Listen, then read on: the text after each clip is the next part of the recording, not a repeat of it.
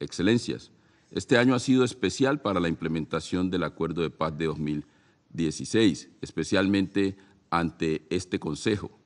Este honorable Consejo tuvo la oportunidad de visitar a Colombia y conocer de primera mano nuestros esfuerzos para este propósito. En línea con eso, les invito a que celebremos un aniversario más del Acuerdo de Paz en Oslo. Vamos a ir a Noruega, que es garante del Acuerdo de Paz, porque este ha sido un año muy especial. Y, obviamente, el Gobierno Nacional realizó un diagnóstico preciso y transparente sobre los avances de la implementación de lo pactado y también los desafíos. Como muestra de ello, nosotros avanzamos en la bilateralidad del acuerdo. Se contó con la participación del presidente de la República y un representante de la alta parte contratante de firmantes de paz en una de las sesiones. El presidente expuso ante ustedes los desafíos a que nos enfrentamos y anunció un plan de aceleración para superarlos. Y el pasado 15 de octubre se presentó el plan para acelerar la implementación del Acuerdo de Paz de 2016. Somos conscientes de los retos que afrontamos, pero con la misma voluntad que fue anunciada el pasado 11 de julio, estamos convencidos de nuestras apuestas para superarlos. La apuesta del Gobierno Nacional por la Paz se evidencia en las decisiones políticas y presupuestales. Para los 4 años de gobierno se estimaron inversiones por más de 14.000 millones de pesos, lo que equivale a una cifra supremamente importante para el cumplimiento del acuerdo. Y superan los 1.000 millones de dólares, los cuales con recursos dispuestos para periodos anteriores. Con corte a agosto de 2024 se observa que hemos aumentado sustancialmente la inversión y las asignaciones presupuestales a través de la Inversión Nacional para la Paz y se ha comprometido cerca del 40% de los recursos necesarios. Excelencias, la paz de Colombia es un proceso que está en movimiento y no tiene reversa. Con este propósito continuaremos trabajando para cumplir con lo pactado, transformar los territorios y territorializar la paz. La paz en Colombia no es solo un propósito nacional, sino una oportunidad que compartimos con el mundo. Tenemos al mejor aliado del mundo para construir paz en Colombia, las Naciones Unidas. Hoy tenemos ante nosotros una oportunidad única. El apoyo y la colaboración con el Consejo de Seguridad de Naciones Unidas es invaluable. Trabajamos juntos en favor de la paz para que cada paso hacia la reconciliación se traduzca en esperanza y oportunidades en el día a día de nuestra gente. Muchísimas gracias. Je remercie Son Excellence, M. Murillo, de sa déclaration. Il n'y a plus d'orateurs ou d'oratrices inscrits sur ma liste. La séance est donc levée.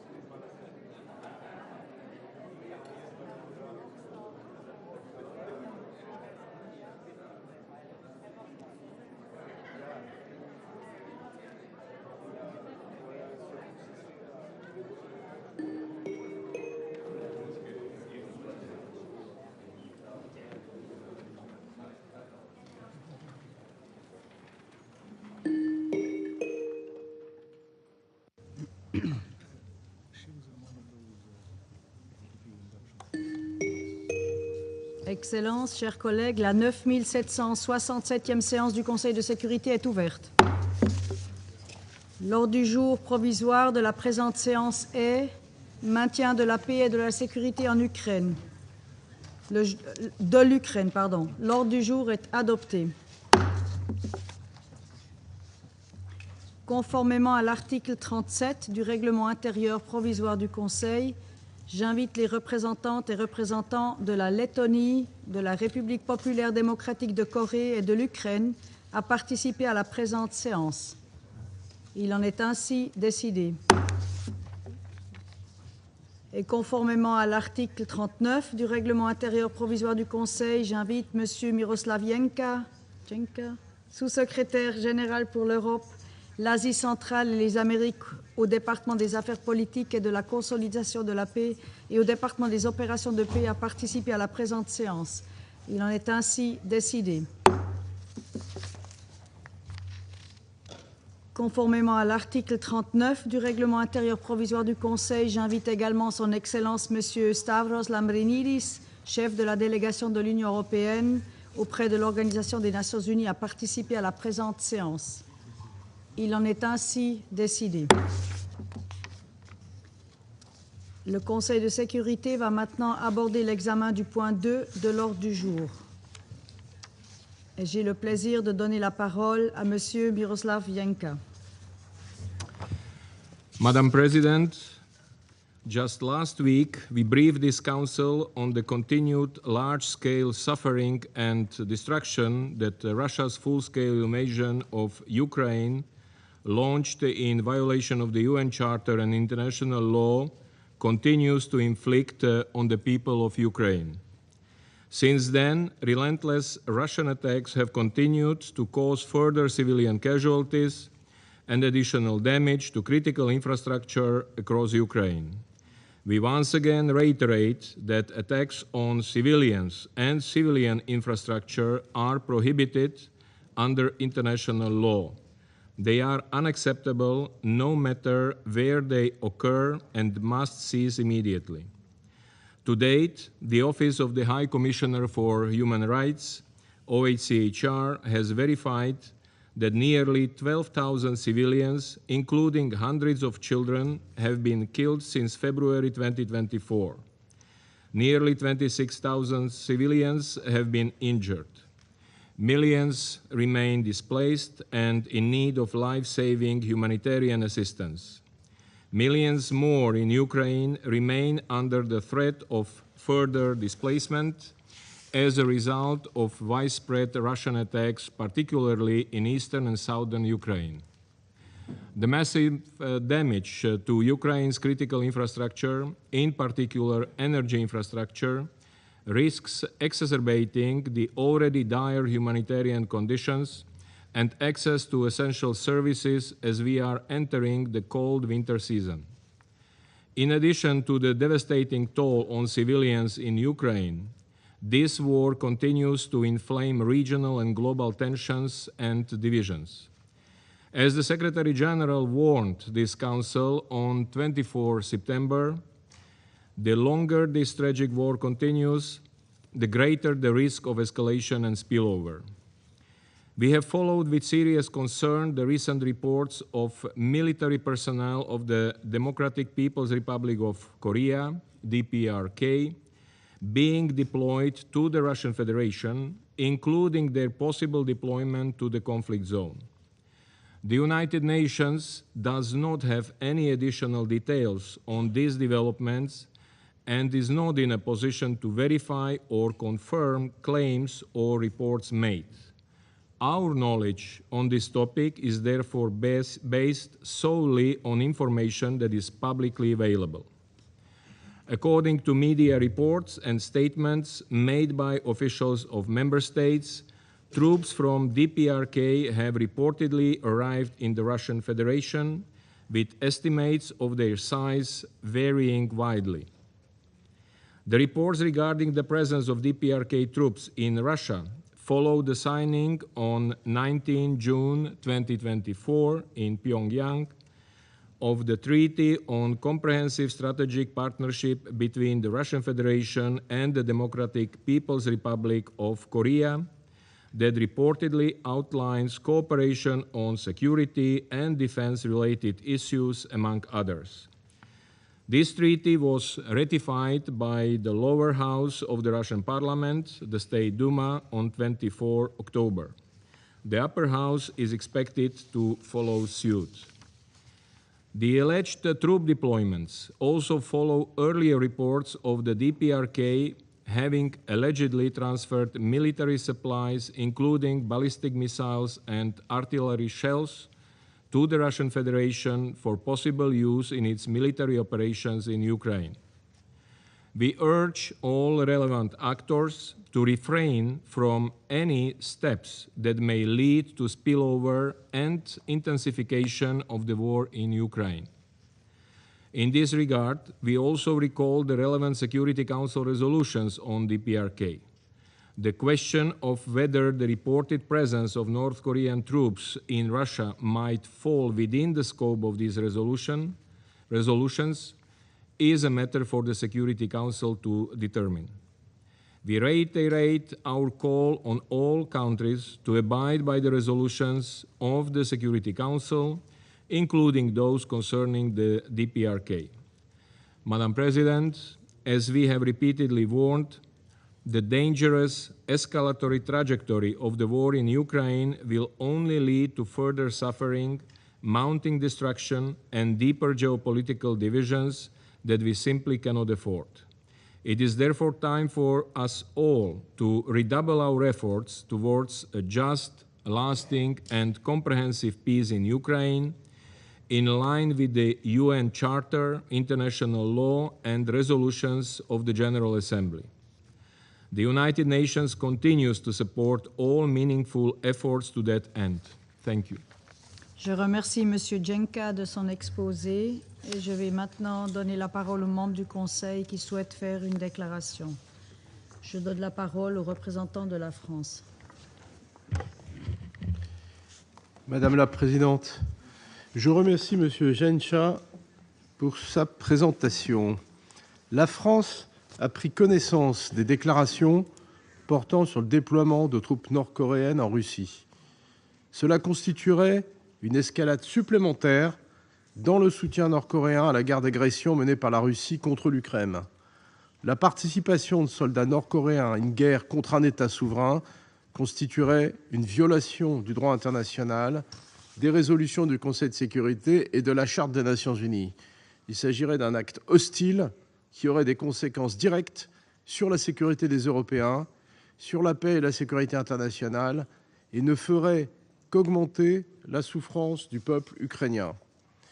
La Corée du Nord était déjà complice en raison de son soutien militaire massif à l'effort de guerre russe.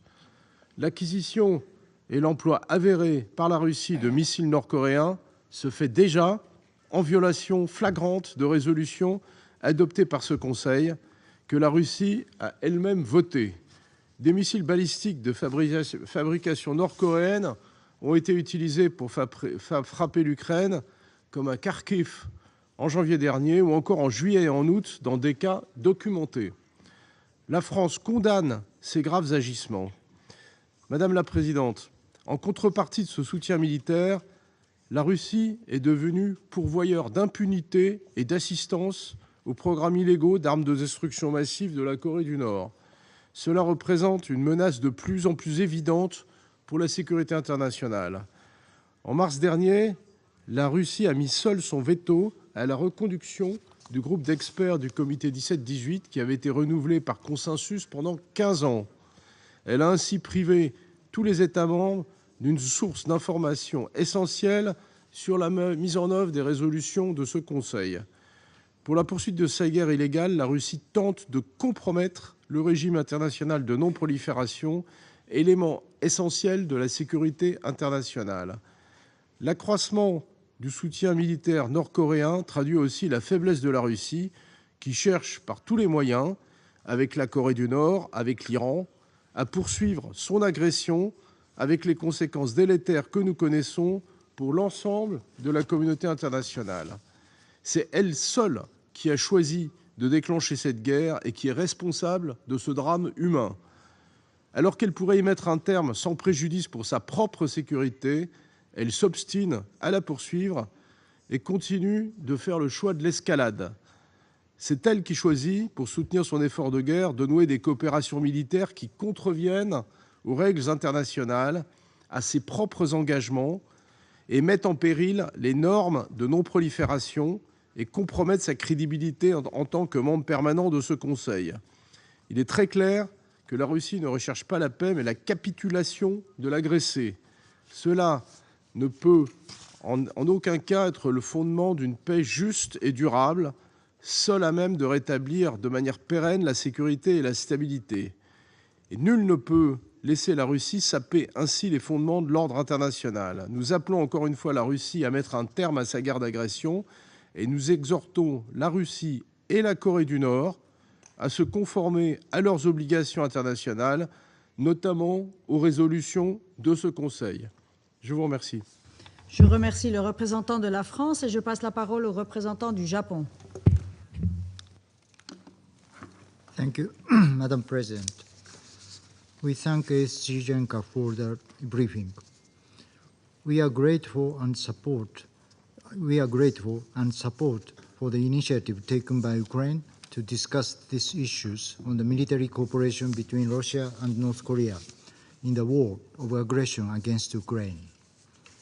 Today, we have the opportunity to let the international community know the facts and truth of what is happening on the ground and share the understanding on how Russia and North Korea are deepening military cooperation and breaching international law in Russia's unprovoked aggression against Ukraine. Madam President, the story of cooperation between Russia and North Korea did not begin just recently. Taking one example, it was about half a year ago that 1718 Committee panel of experts was forced to terminate its mandate due to the regrettable veto by Russia, which was clearly intended to give breathing space for North Korea. Just a couple of months after the veto, Russia and North Korea signed the Treaty on Comprehensive Strategic Partnership, which highlights the increasing cooperation between Russia and North Korea. The Security Council discussed the military cooperation between Russia and North Korea in June this year in light of clear violation of relevant Security Council resolutions. We have repeatedly and strongly condemned Russia's procurement of ballistic missiles from North Korea to use against Ukraine. Yet, military cooperation between the two has only accelerated. Last month, Russia's Foreign Minister Lavrov publicly stated that applying the term denuclearization to DPRK no longer makes any sense. This is off the table. He publicly denied the goals established by the multiple Security Council resolutions that Russia itself has supported. This represents an endorsement of North Korea's nuclear and ballistic missile development and undermines the international non-proliferation regime, which is absolutely unacceptable. The discussion last week on maintenance of peace and security of Ukraine, where many Council members showed their grave concern about the mobilization of North Korea's soldiers to the battlefield, is still fresh in our minds. Japan has confirmed information sufficient for us to believe the North Korea's soldiers have been dispatched to Russia and have engaged in military training. This constitutes a blatant violation of relevant Security Council resolutions. We are closely monitoring this development with serious concern, including the imminent risk that these troops may take direct part in Russia's aggression against Ukraine, which would constitute a grave violation of international law, including the UN Charter. Madam President, President Putin did not rule out the possibility of advancing cooperation with North Korea in military technology during his visit to Pyongyang last June. This is totally unacceptable behavior for a responsible permanent member of the Security Council to engage in. We continue to closely monitor what Russia provides to North Korea in return. We, the Council members, have an essential role in maintaining international peace and security, including a global non-proliferation regime that all member states are committed to. Any Council member should not dilute our role in this regard. North Korea becoming an accomplice to Russia's unprovoked aggression will worsen the situation in Ukraine, and we cannot just overlook the situation where the relevant Security Council resolutions have been repeatedly and flagrantly violated by them. We must act to stop this. Let me once again call on all UN member states to abide by the obligations under all relevant Security Council resolutions, and permanent members of the Security Council in particular should never fail to do so. Failure to do so will jeopardize the system for international peace and security, which was established by the UN Charter and has been in effect for 8 decades. I thank you, Madam President. Je remercie le représentant du Japon et je passe la parole au représentant de la République de Corée. Thank you, Madam President. I extend my gratitude to A.S. Zhenka for his briefing. Today, we gather here in this August Council to address a grave and unprecedented development in Russia's ongoing war of aggression in Ukraine. Even though we are all familiar with DPRK's illegal and immoral activities, whether WMD development in flagrant violation of Security Council resolutions, counterfeiting, money laundering, drug trafficking, cyber hacking, or systematic human rights abuses, the recent turn of events is indeed surprising, even to long-time North Korea watchers like me. Besides providing deadly munitions and ballistic missiles to Russia, the DPRK is now deploying thousands of its own troops to Russia, disguised as Russian soldiers. The Republic of Korea provided an early warning on the DPRK's direct involvement in the war. We have repeatedly warned against the DPRK's provision of military materials to Russia, and we also released detailed information on the dispatch of North Korean troops to Russia. Our repeated warnings and condemnations, however, have fallen on deaf ears of North Korea and Russia, who both completely denied their collusion until just recently. Now they are acknowledging what they are doing by arguing that their activities will be in conformity with regulations of international law. Their change of attitude, though belated and reluctant, implies that they are clearly aware that these activities are in fact illegal and unjust. Otherwise, they would not have so strongly denied them in the first place. Without clear evidence, they would have continued denying or shifting blame on us, as we have witnessed time and time again over the years. Madam President, regardless of what is written on the Comprehensive Strategic Partnership Treaty between Moscow and Pyongyang, signed in June this year, their military cooperation is totally illegal. To begin with, supporting an act of aggression which completely violates the principles of the UN Charter is illegal. In addition, Security Council resolutions 1718, 1874, and 2270 prohibit any transfer of weapons, ammunition, or related training, advice, services, or assistance from and to the DPRK. Hosting of trainers, advisors, or other officials for military training purposes is also prohibited. Taken together, any activities that are entailed with the DPRK's dispatch of troops to Russia are clear violations of multiple UN Security Council resolutions. Madam President, the deployment of DPRK troops to the front line in Russia's war against Ukraine could take place sooner than expected. This marks a dramatic escalation in the war. According to some assessments, over 600,000 Russian troops have been killed or wounded since the start of the war. The reality is that Russia needs more soldiers to feed its war machine. And we all know what will happen to these ill-fated North Korean soldiers once they are deployed to the deadly battlefield. As legitimate military targets, they will end up as mere cannon fodder, while the wages they are supposed to receive from Russia will end up squarely in Kim Jong-un's pocket. I do personally feel pity for these soldiers as a fellow Korean. It is tragic that they could have enjoyed a far better life only if they were born south of the DMZ. Pyongyang's treatment of its young soldiers, its own people as expendable, will be never forgiven. Madam President, with boots on the ground, alongside the supply of munitions, the DPRK has become the most visible, ardent, and committed supporter of Russia's aggression in Europe.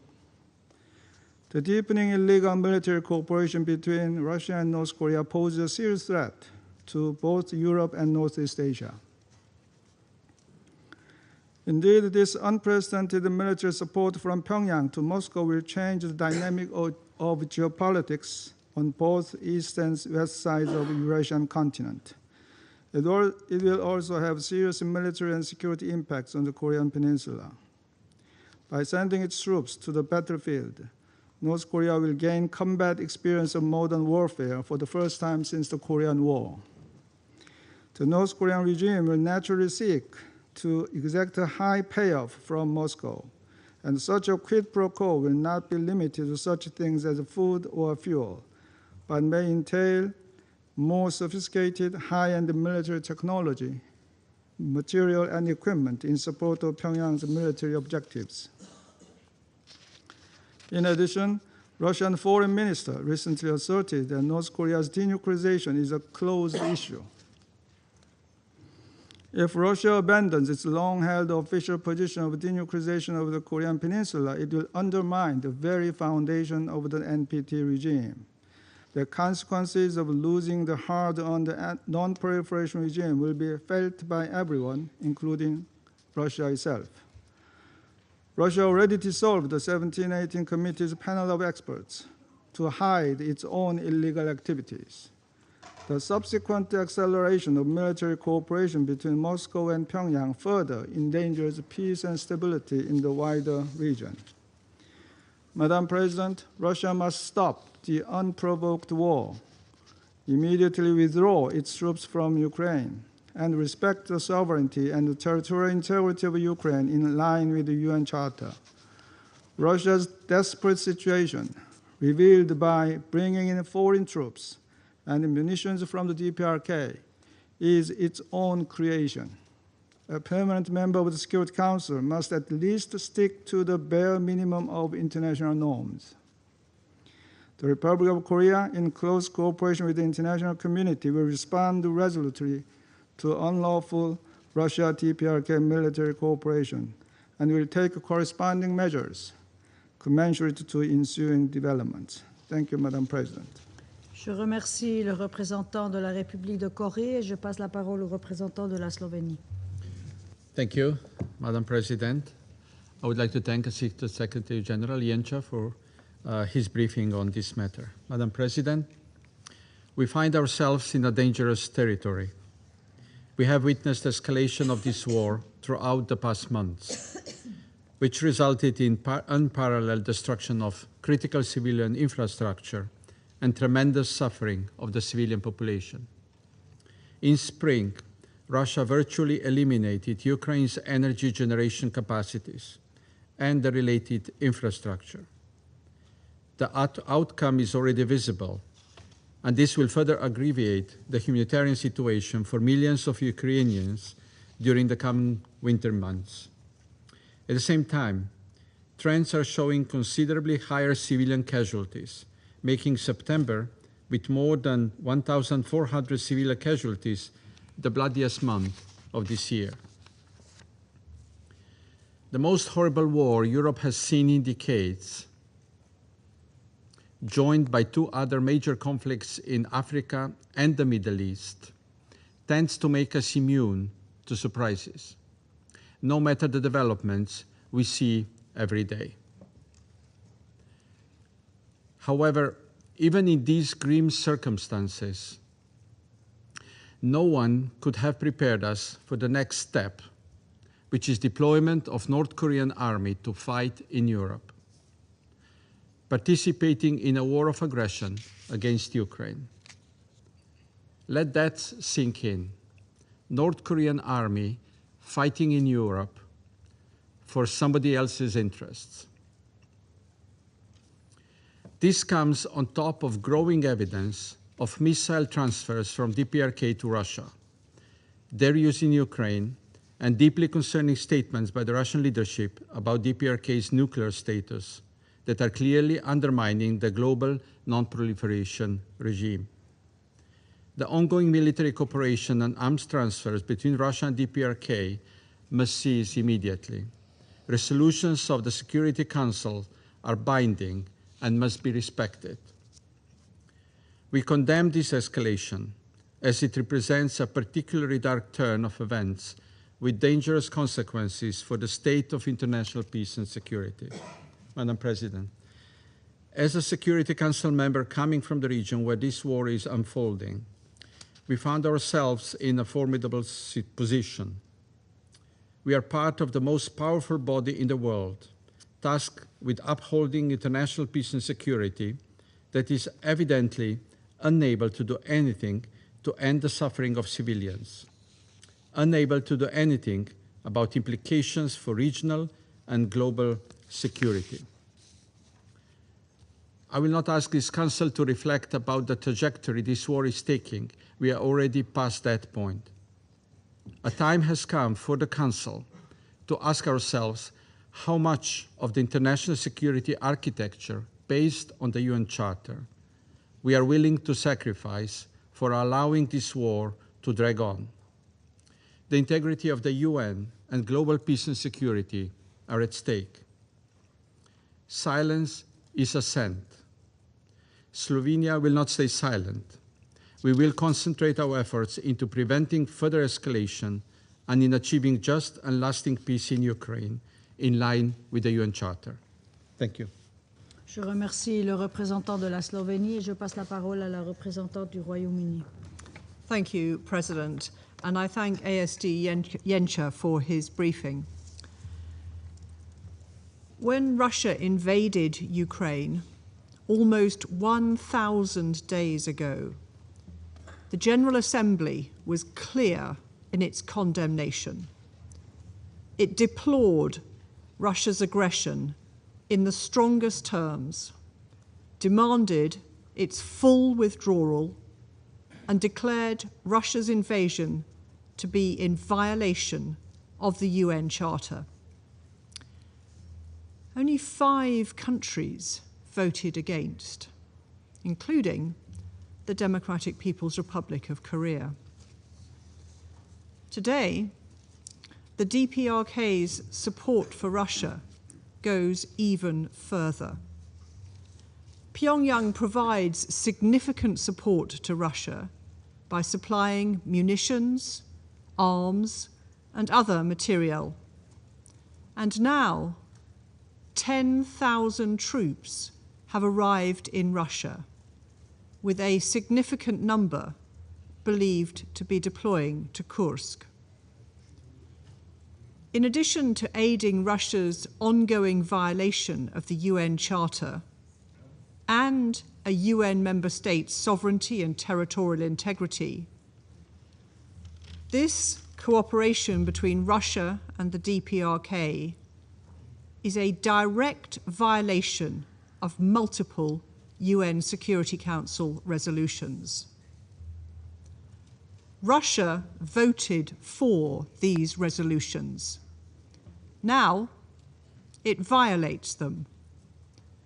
This undermines not only international peace and security, but also the Security Council itself.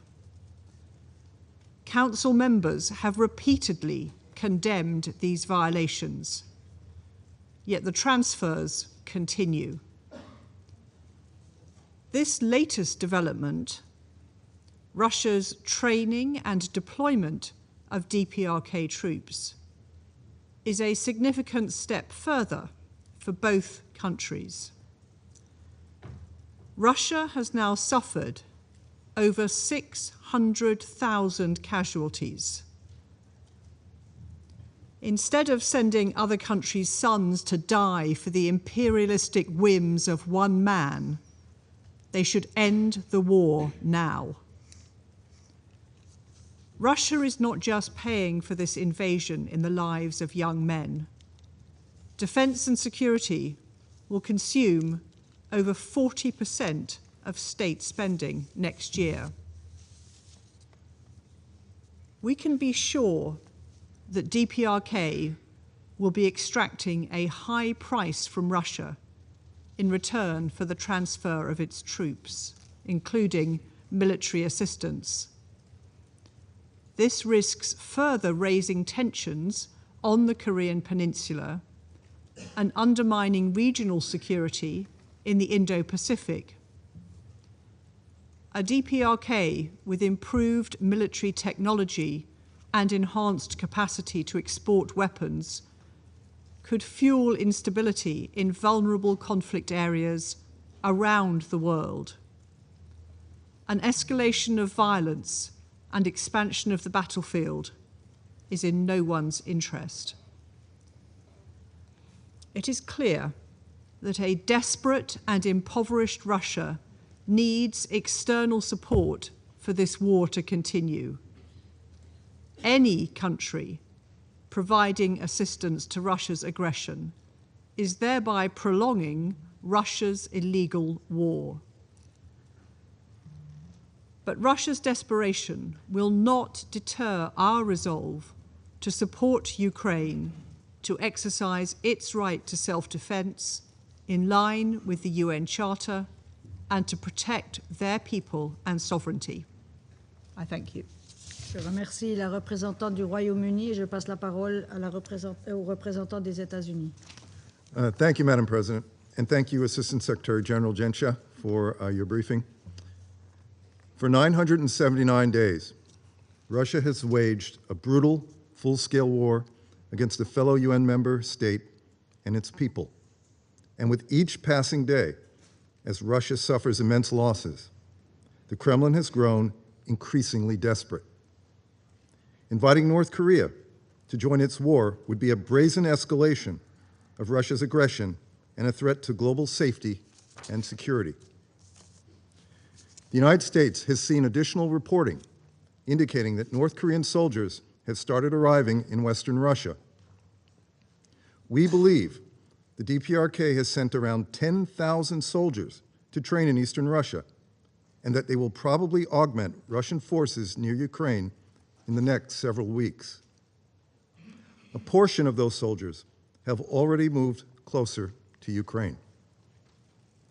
We are increasingly concerned Russia intends to use these soldiers in combat or to support combat operations against Ukrainian forces in Russia's Kursk Oblast near the border with Ukraine. We are watching closely for such indications and consulting with our Ukrainian partners. We urge Russia not to take these steps. Should DPRK soldiers be used in the battlefield, this would mark a further and serious escalation of the conflict. The decision to deploy North Korean soldiers would also be an inescapably clear demonstration that Russia is growing more desperate, having already suffered more than 500,000 casualties. Russia knows the DPRK threatens peace and security in the region. The Kremlin knows the DPRK's unlawful ballistic missile and nuclear weapons programs undermine the non-proliferation regime that has helped to keep the world safe from nuclear war for decades. Russia knows the DPRK is a pariah with one of the world's worst human rights records. Russia would not turn to the DPRK for a military alliance unless it were desperate and had run out of options. Madam President, just a few years ago, Russia supported multiple Security Council resolutions prohibiting both arms transfers involving North Korea and provision of military assistance to North Korea. Russia's training of DPRK soldiers involving arms or related materiel is a violation of Security Council Resolutions 1718, 1874, and 2270. Each of those resolutions imposed restrictions on military cooperation with the DPRK because the DPRK's actions, including its unlawful nuclear weapons and ballistic missile programs, threaten peace and security. Now, Moscow is not only engaging in both of those activities to support its unprovoked war, but has signed a mutual defense agreement with Pyongyang.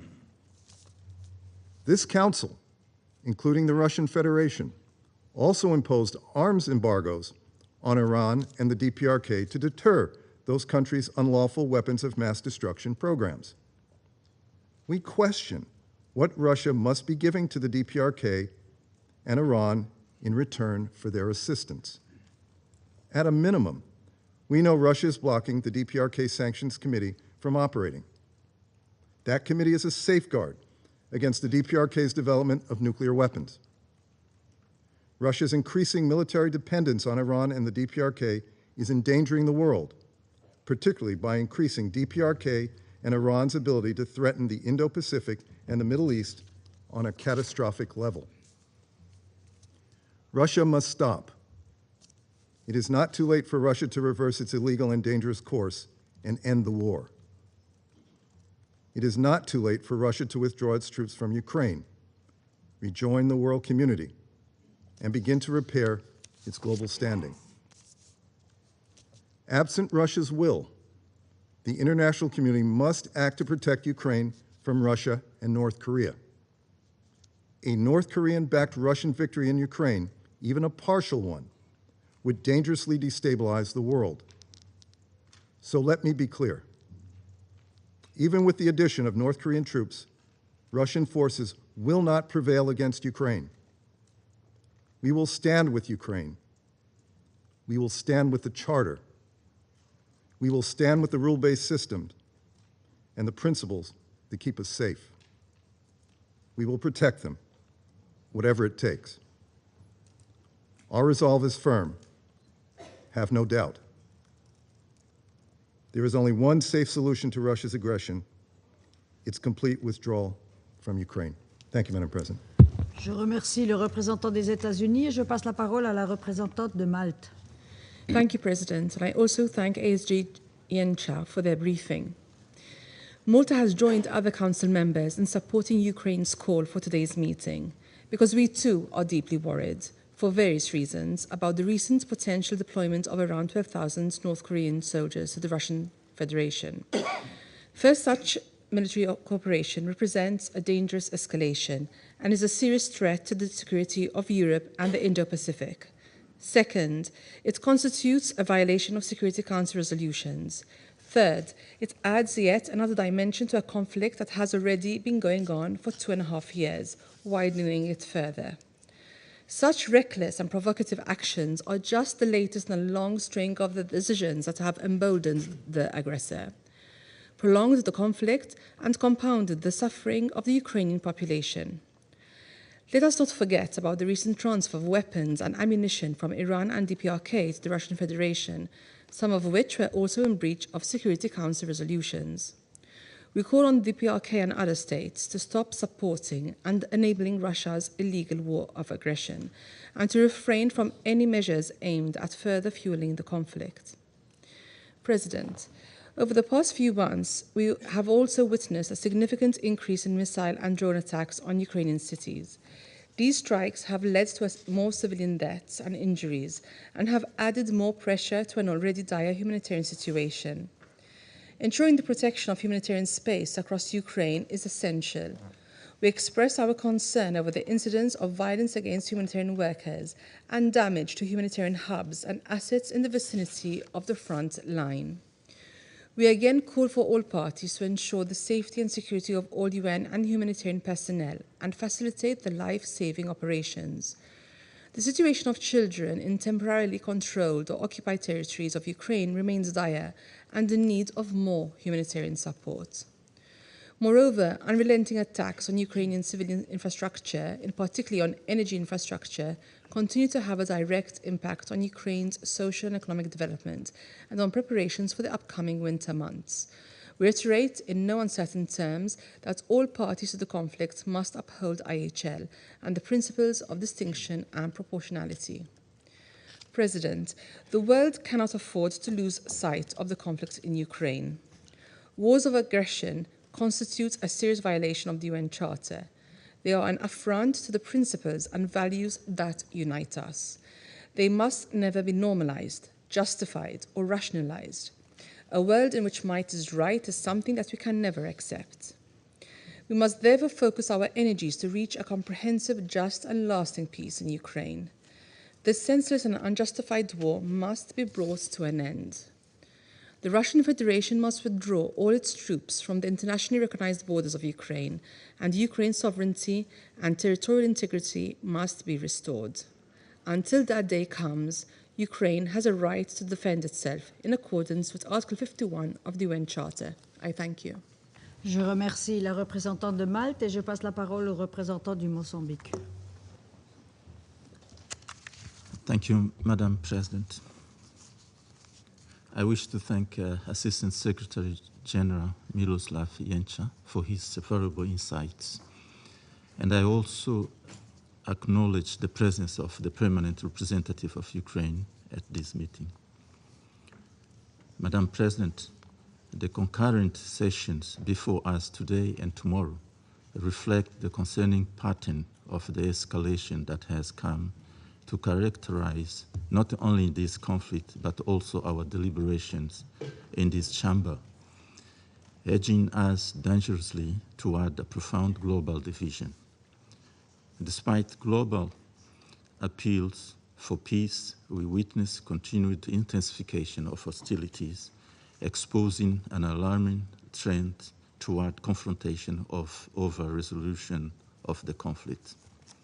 Since this conflict emerged, Mozambique has consistently urged all parties, including their allies, to refrain from aggressive posturing predicated on the assumption of unilateral advantage.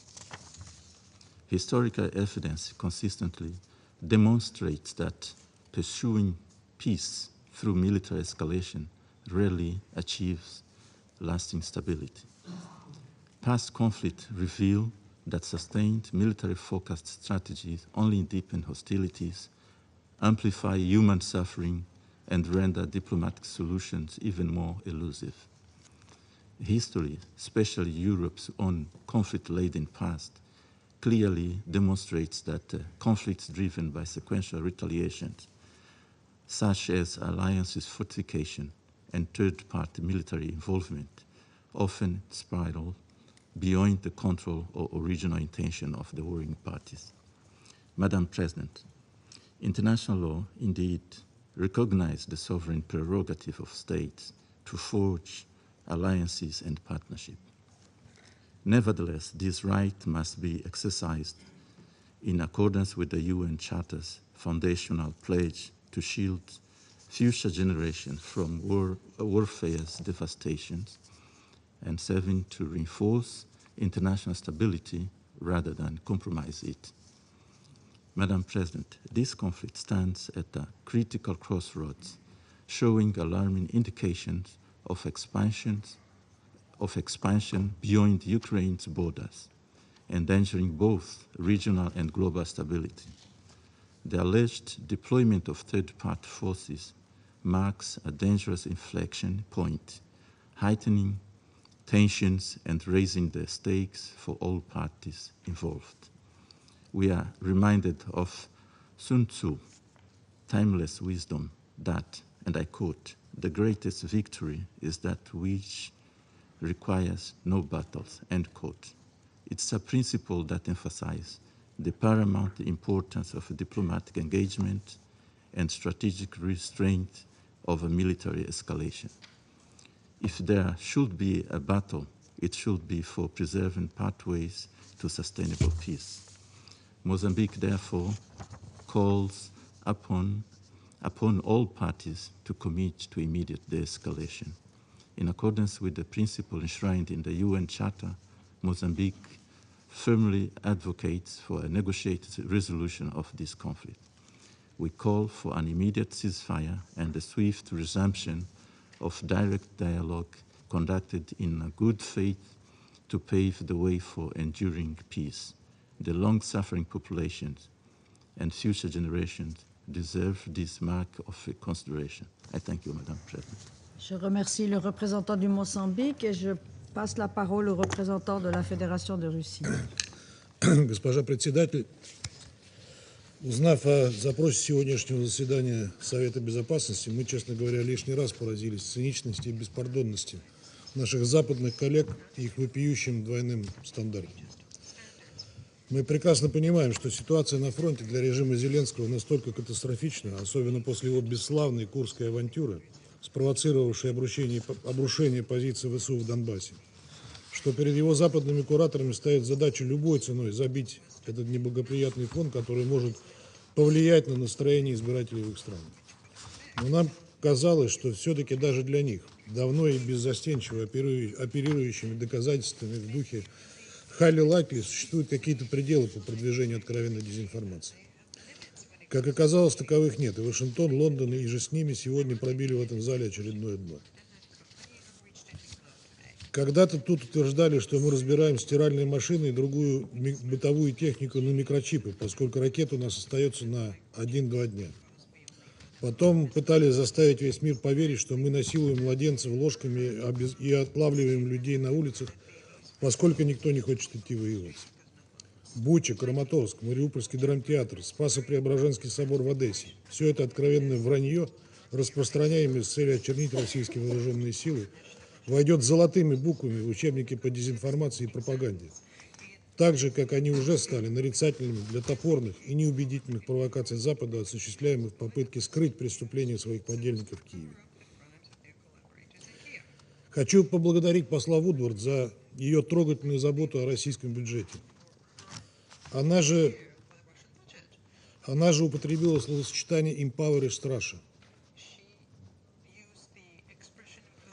Хочу пригласить поспреда Соединенного Королевства в Россию, чтобы она убедила в своих высказываниях своими глазами. Только боюсь, что то, что вы увидите, вас разочарует, потому что ваши характеристики явно противоречат.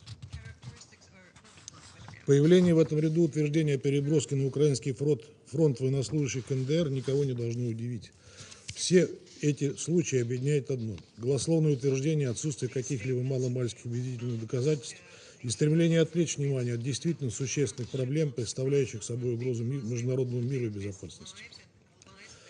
В этом мы лишний раз убеждаемся сегодня, выслушивая стенания Соединенных Штатов и их сателлитов. Видим в разыгранном сегодня перед нами спектакле единственную задачу – попытаться задним числом оправдать собственное решение отправить войска НАТО для поддержания режима просроченного киевского диктатора на плаву. Скрыть факты появления на территории подконтрольной киевскому режиму натовских солдат и специалистов, как бы они ни были замаскированы и какие бы легенды им не выдумывались, уже попросту невозможно.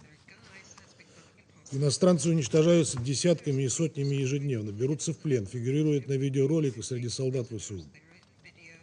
Все чаще появляются некрологи высокопоставленных натовских офицеров или военных специалистов, которые якобы трагически погибли, гуляя в горах, или скоропостижно скончались от сердечного приступа, а на самом деле были ликвидированы в ходе уничтожения командных пунктов, учебных баз и военных предприятий на территории Украины. Отмечаем также, что истерика вокруг северокорейской темы удивительным образом совпала с подписанием Зеленским указа, согласно которому иностранным гражданам и лицам без гражданства разрешается проходить службу в ВСУ на командных должностях.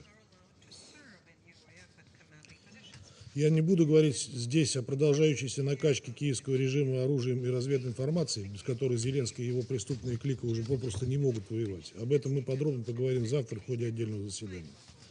Хочу задать один очень простой вопрос. Даже если представить себе, что все то, что утверждают о военном сотрудничестве России и КНДР наши западные коллеги, вдруг оказалось бы правдой, почему Соединенные Штаты и их союзники пытаются навязать всему миру гнилую логику о том, что они имеют право помогать режиму Зеленского? мобилизует для этого весь военный и разведывательный потенциал НАТО. А союзники России делать этого права не имеют. Откуда, дамы и господа, у вас это не колониальное ощущение собственной исключительности и безнаказанности, ничем не обоснованная вера в то, что можно вам, нельзя другим? Мы знаем ваш лукавый и не раз скомпрометированный нарратив о том, что Украина, дескать, жертва, Россия агрессор. Он срабатывает только для тех, кто вообще не имеет никакого представления об истории украинского кризиса или сознательно не хочет ее воспринимать. Однако все наши разумные, вменяемые коллеги прекрасно понимают, что наше СВО на Украине никогда не было бы, если бы киевский режим после майданного антиконституционного госпереворота, срежиссированного все тем же Западом, не развязал бы войну против мирных жителей Донбасса, а потом, получив достойный отпор, не саботировал бы выполнение утвержденных резолюций Совета Безопасности Минской договоренности. То, какая Украина на самом деле жертва, весь мир увидел в августе, когда неонацистские банды Зеленского неспровоцированно напали на приграничный мирный российский регион. Интернет наводнен свидетельствами того, как эти бандиты в погонах сознательно убивали мирных россиян, не щадя ни женщин, ни детей, ни стариков, целенаправленно целились в гражданские автомобили и машины скорой помощи, насиловали, мародерствовали, уничтожали мирные дома и скот.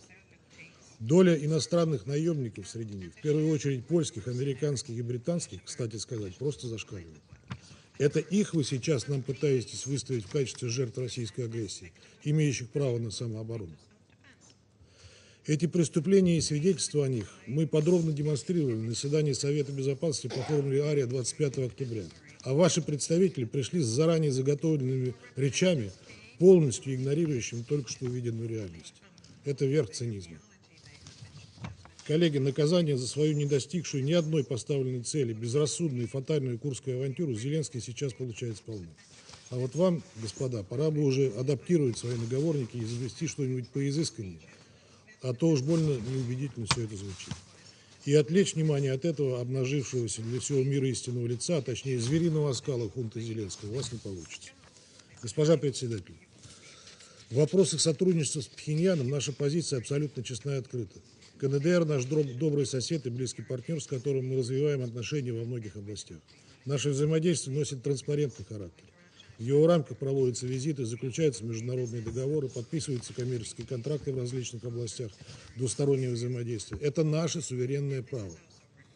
Хотел бы подчеркнуть, что российское взаимодействие с КНДР и в военной, и в других сферах соответствует международному праву и не нарушает его. Оно не направлено против третьих стран и не представляет никакой угрозы для государств региона или международного сообщества. Мы намерены развивать это сотрудничество и впредь, и никто не может нам это запретить. Как вы знаете, 19 июня был подписан договор о всеобъемлющем стратегическом партнерстве между Российской Федерацией и КНДР. Это стало закономерным следствием выхода традиционных отношений братской дружбы и всестороннего сотрудничества между нашими странами на беспрецедентно высокий уровень, а также геополитических трансформаций, которые в интересах взаимовыгодного двустороннего взаимодействия требуют качественного обновления его правовых основ. Договор не является секретным, весь его текст опубликован. В нем заложены базовые принципы дальнейшего развития российско-корейских связей, нацеленных на углубление партнерства и стратегической кооперации по широкому спектру приоритетных для двух государств направлений. Построение справедливой международной системы. Вы все можете в этом убедиться, сами прочитав договор. Поэтому нет никаких абсолютно оснований, кроме установок наших западных коллег, выставлять наше сотрудничество с КНДР в качестве угрозы кому бы то ни было. Госпожа председатель, видим в сегодняшнем западном шоу ВСБ и еще одну задачу. Думаю, ни для кого не секрет, что западные подельники режима Зеленского уже более 2 лет пытаются склонить руководство Республики Корея к более активному военно-техническому сотрудничеству с киевским режимом, побудить его, поставлять ему крайне востребованные летальные вооружения.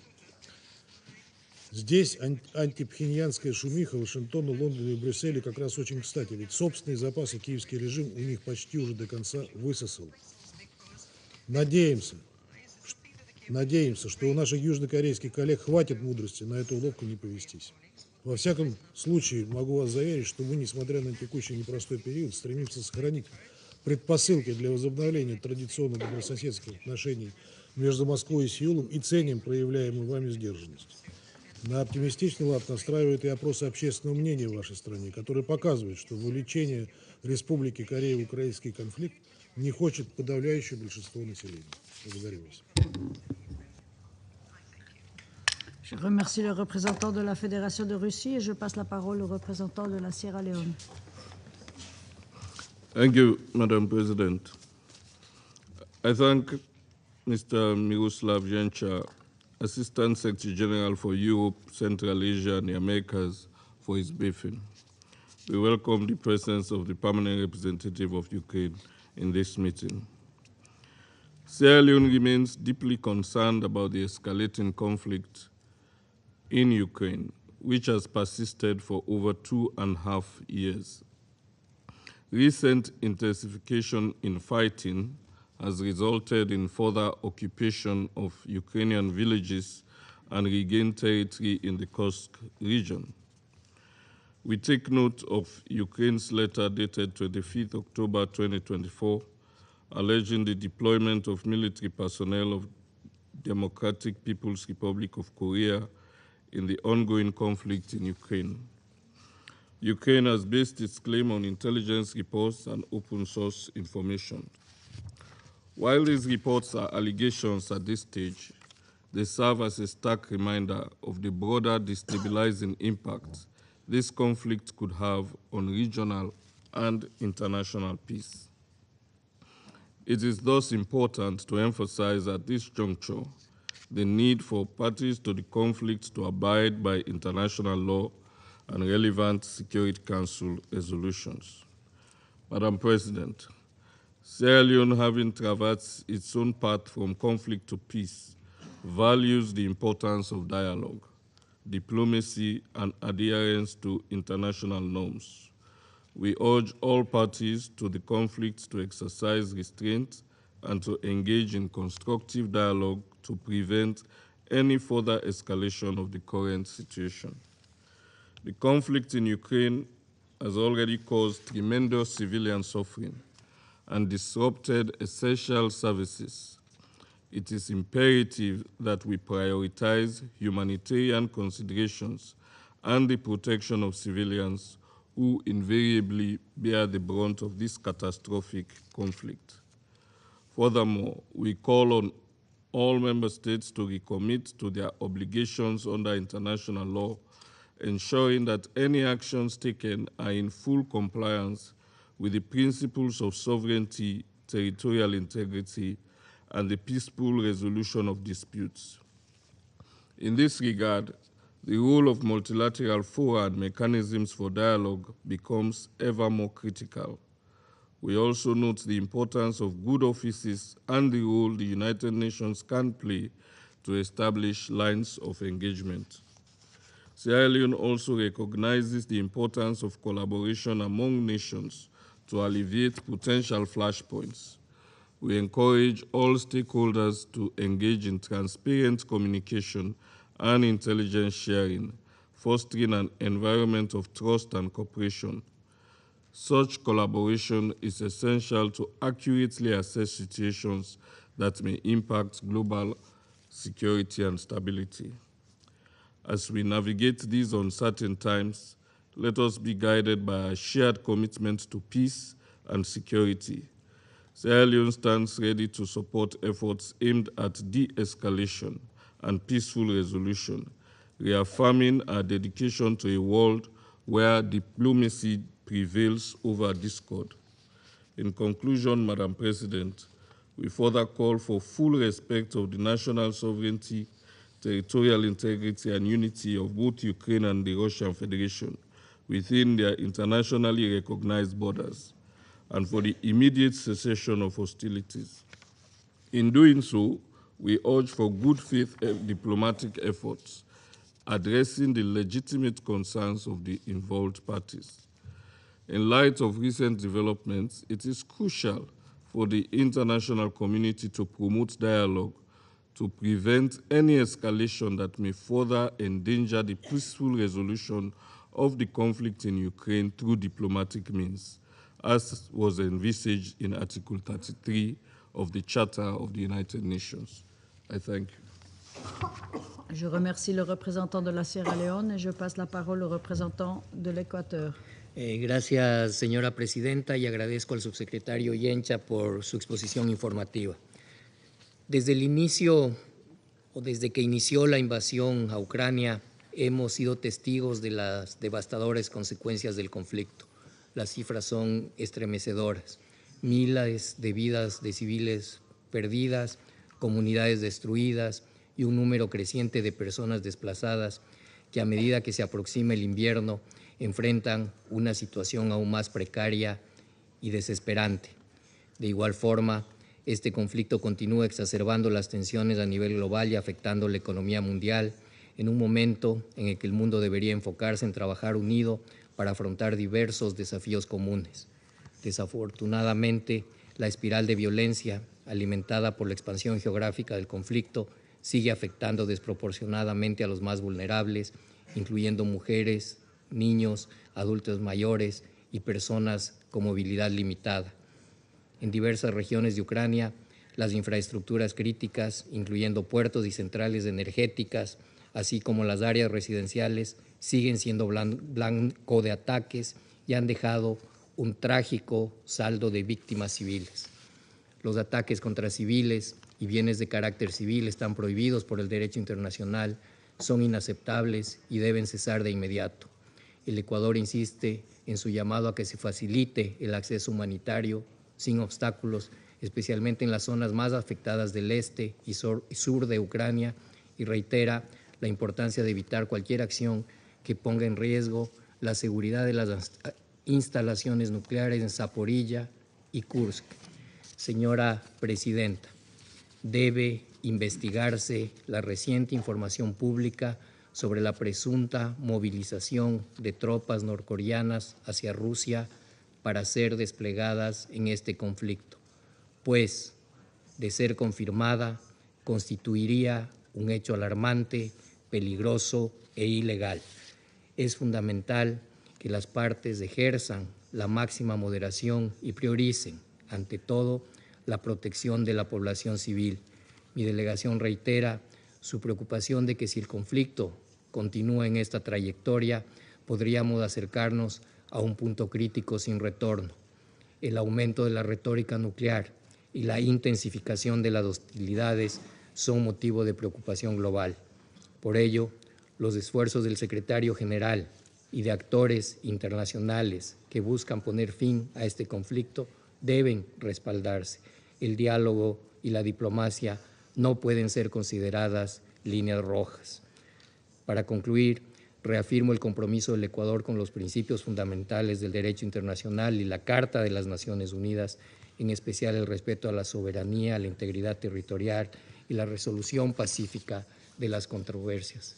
En este marco, apoyamos la soberanía, integridad territorial e independencia política de Ucrania y sumamos nuestra voz a quienes exigen a la Federación Rusa la suspensión de sus operaciones militares que permita avanzar hacia una solución negociada que conduzca a una paz justa y sostenible, fundamentada en el derecho internacional y los principios de la Carta de las Naciones Unidas. Gracias, Presidenta. Je remercie le représentant de l'Équateur et je passe la parole au représentant de la Chine. 主席，我要感谢严洽助理秘书长的通报，我也期待稍后听取乌克兰和朝鲜代表的发言。乌克兰危机已经进入第3个年头，当前地面战事仍在持续，大量无辜平民伤亡，大批基础设施损毁，人道危机日益严重，外溢影响不断显现。中方对此深感痛心和忧虑。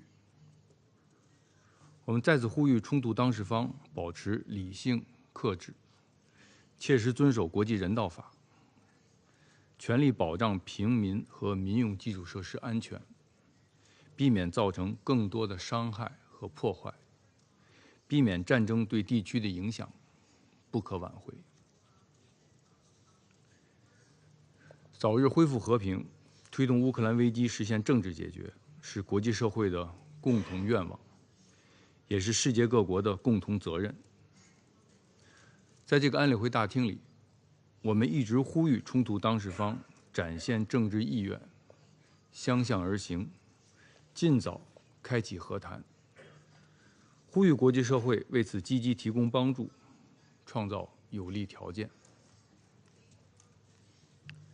当前形势的发展又到了一个关键时刻，存在着日趋严峻复杂的风险。我们再次呼吁有关各方遵守战场不外溢、战事不升级、各方不拱火3原则，尽快推动局势降温，防止局势失控。主席，中方在乌克兰问题上的立场是一贯的、明确的，我们始终站在和平一边，站在对话一边，始终致力于劝和促谈、政治解决。正是基于这一立场，我们同巴西联合发表了政治解决乌克兰危机的6点共识，会同有关全球南方国家发起成立了乌克兰危机和平之友小组，希望以此凝聚更多和平共识，为危机政治解决积累条件。我们将继续同有关各方保持沟通接触，为推动政治解决危机发挥建设性作用。最后，刚才一些成员在发言中提到了朝鲜半岛局势，我们在这个大厅里曾多次表明立场。这里我要重申，中方始终认为维护半岛和平稳定，推动半岛问题政治解决进程符合各方共同利益。我们希望各方共同为此做出建设性努力。谢谢主席。Je remercie le représentant de la Chine et je passe la parole à la représentante de Guyane. Thank you, Madam President, and I also thank ASG Yencha for his briefing. Guyana is gravely concerned about the dangerous trajectory of this conflict. Each day, we hear more harrowing reports of the death and destruction brought upon innocent civilians who are bearing the brunt of this conflict. They did not ask for this war, and they have little means of escaping it.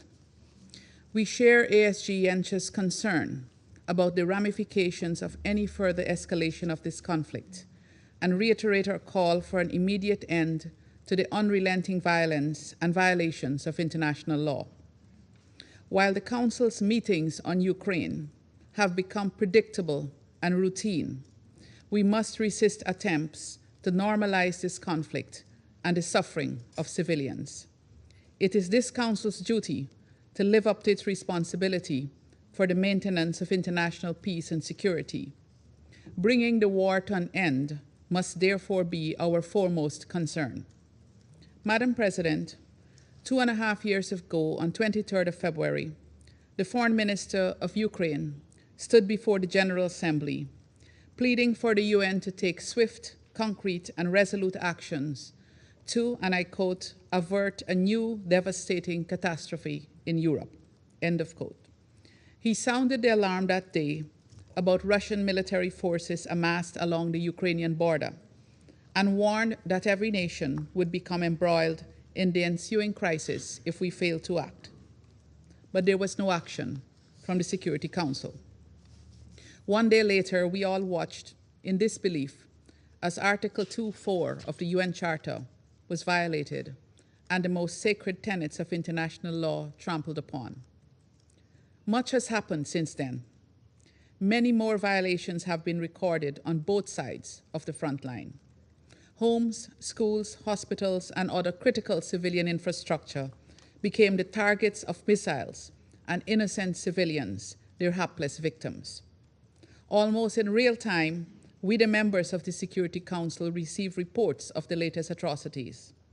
Yet we have been unable to frontally address these violations. Oftentimes, we find ourselves being more spectators as these chambers become a theater for the latest public relations spins. All the while, the death toll and list of casualties continue to climb. Men, women, children, parents, grandparents, and babies. They were all waiting on this council to deliver swift, concrete, and resolute actions to stop the war, to stop the destruction, and to stop the suffering.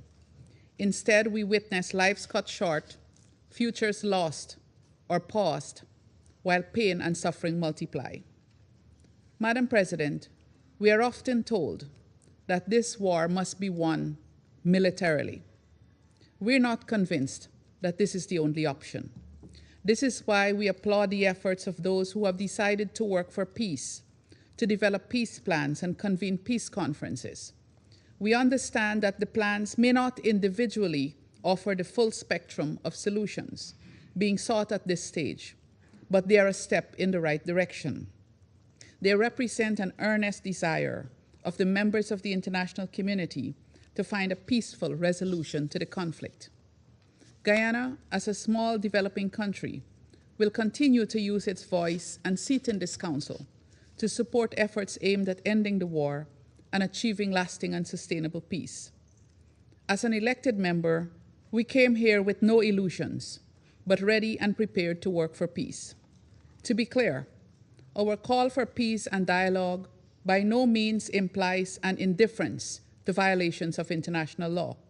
On the contrary, we affirm that respect for the legal obligations enshrined in the UN Charter and international law must be upheld, and that the acquisition of territory by force must never be condoned. We also continue to call, as we do today, for full respect for Ukraine's sovereignty and territorial integrity, and for the Russian Federation to withdraw its military forces from the international recognized territory of Ukraine. We will continue to demand that this Council live up to its responsibility and take action to bring about a peaceful end to this war. It is our duty to change the dangerous trajectory this conflict is taking. Madam President, in closing, as you know, the mural that hangs behind you was gifted to the United Nations by the Kingdom of Norway. I think it apt today to recall the words of the Norwegian Foreign Minister, who said that it was meant to inspire those working in this chamber to carry out the core of the United Nations mandate. This is a responsibility that rests upon our shoulders, one that we all chose and promised to uphold, one that we cannot and must not abrogate. I thank you. Je remercie la représentante de Guyana. Je passe la parole au représentant de l'Algérie. Merci, Madame la Présidente. I thank ASG Miroslav Viencha for his briefing. This is our second meeting in October to discuss the situation in Ukraine. Yet, we will have another meeting tomorrow regarding the same question. This denotes the importance given by the international community and this very council to this issue, as well as the dangerous tensions that mark the conflict, especially during this period. The escalation trend that consistently governs the interactions and around this conflict has always been a source of deep concern for Algeria. From the very beginning of our term at the Security Council, we have always warned that escalation and polarization could lead nowhere but to the worst scenario. But those warnings have not been heeded.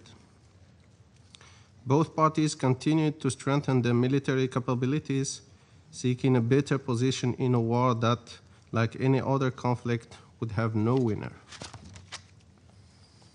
On the contrary, every day, this conflict is causing more loss of lives, more destruction, and more harm to both Ukraine and Russia. Furthermore, its political and economic consequences continue to be felt not only in the region, but in the world at large, especially in developing countries. This negative trend must stop. Peace should be the only option, the top priority objective, and the unique leitmotif. Peace should not be lost in the limbo of polarization, misinformation and disinformation, geopolitical calculations or miscalculations, mutual accusations, and divergent perceptions. The United Nations, including our Council, were built on a solid basis that includes the purposes and principles of the UN Charter that we all agree on, as well as the norms of international law. 2, the virtues of diplomacy, dialogue, cooperation, and mutual understanding. 3, the fairness and effectiveness of multilateralism as a privileged platform to overcome complex situations. Therefore, let us make good use of this structure to achieve just and lasting peace. Let us give diplomacy and genuine dialogue the opportunity to deliver. Let us give peace the chance to prevail. I thank you. Je remercie le représentant de l'Algérie et je vais maintenant faire une déclaration en ma qualité de représentante de la Suisse. Et je voudrais commencer par remercier le sous-secrétaire général Yencha de son intervention. Pardon que je prononce toujours ce nom mal. Les faits, les allégations que nous venons d'entendre sont profondément troublantes et, si confirmées, constitueraient non seulement des violations du droit international, mais également une évolution qui risque d'avoir de graves conséquences pour la sécurité européenne, asiatique et globale. Permettez-moi donc d'élaborer ceci. Premièrement, l'aspect légal nous semble très clair. Un tel déploiement de troupes des forces armées par la République populaire démocratique de Corée, si avéré, s'ajouterait au nombre croissant de rapports fondés faisant état du transfert illégal d'armes à la Russie. En effet, toute transaction d'armes avec la RPDC constitue une violation des sanctions de ce Conseil. Cela concerne la vente, l'achat, l'importation et l'exportation d'armes vers ou depuis la RPDC. Selon la résolution 2270, l'accueil de formateurs, de conseillers ou d'autres fonctionnaires à des fins liées à une formation militaire, paramilitaire ou policière est également proscrit. Et alors que la résolution 2397 prévoyait le rapatriement de tous les travailleurs étrangers de la RPDC, il est inconcevable que la présence de milliers de troupes puisse être conciliée avec la lettre et encore moins l'esprit de ces résolutions contraignantes. Ainsi, une violation du droit international en soutiendrait une autre. Les infractions ou sanctions envers la RPDC soutiennent l'agression militaire de la Russie contre l'Ukraine. Dans ce contexte, la Suisse regrette vivement que la prolongation du mandat du groupe d'experts sur la RPDC ait échoué à cause d'un veto russe, alors que ce groupe menait des enquêtes sur les allégations de transferts illégaux d'armes entre la RPDC et la Russie. Deuxièmement, tout comme la grande majorité des membres de l'ONU, la Suisse condamne l'agression militaire de la Russie contre l'Ukraine. Il est consternant que, malgré les appels clairs et répétés d'un très grand nombre de membres de l'Assemblée générale et de la Cour internationale de justice, la Russie continue son agression militaire. L'envoi de forces armées pour la soutenir irait à l'encontre non seulement de ces appels, mais aussi de l'esprit de la Charte des Nations unies elle-même. Nous appelons la RPDC et toutes les tierces parties à s'abstenir de toute action susceptible d'alimenter l'agression militaire russe. Et nous appelons une nouvelle fois la Russie à cesser immédiatement toutes les hostilités et à retirer ses troupes de l'ensemble du territoire ukrainien.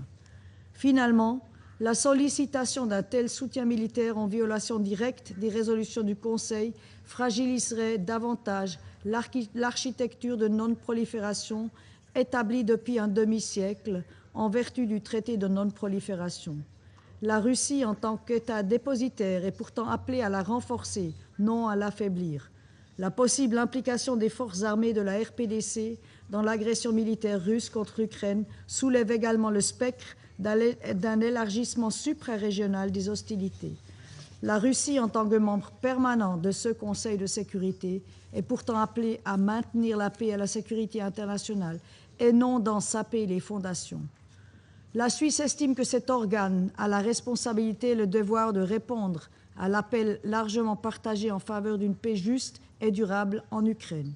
La Suisse continue de soutenir le secrétaire général dans la recherche d'une solution pacifique et reste prête à contribuer à tous les efforts visant à promouvoir la paix conformément à la Charte de l'ONU, en particulier les principes d'intégrité territoriale et de souveraineté. Je vous remercie.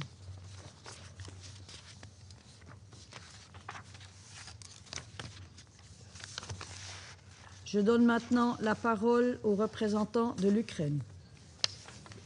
Well, thank you, Madam President. Distinguished members of the Security Council, Assistant Secretary General Yencha.